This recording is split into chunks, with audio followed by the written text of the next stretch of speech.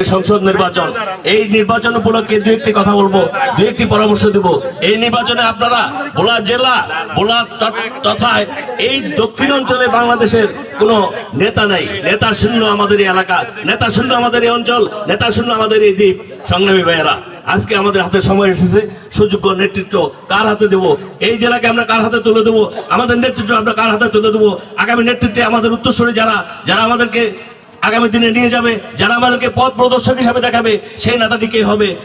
সেই উত্তরসূরিদেরকে নেতা হাতে তুলে দেওয়ার জন্য আমরা এমন একজন নেতা চাই, যে নেতা আমাদের ছেলে ভাইদেরকে সৎ এবং সঠিক পথ দেখাবে, যেই নেতা আমাদের এই ভোলাকে তিলোত্তমা ভোলা হিসাবে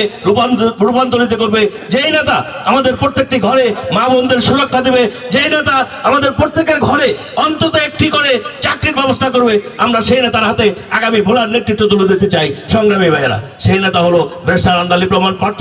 যিনি যার বলিষ্ঠ নেতৃত্বে, যার বলিষ্ঠ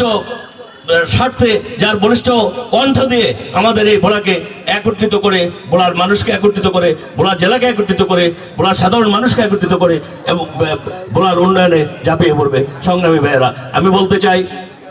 আগামী আমাদের হাতে প্রচুর সম্পদ, ভোলাতে আমাদের সম্পদের অভাব নাই। এই সম্পদকে সঠিক পথে কাজে লাগাইতে হলে একজন সৎ নেতার প্রয়োজন। সেই সৎ নেতা হলো আপনার আমার সুপরিচিত, আমার মরহুম নেতা নাজুর রহমান সাহেবের সুযোগ্য সন্তান জনাব ব্যারিস্টার আন্দালি প্রমাণ পার্থ।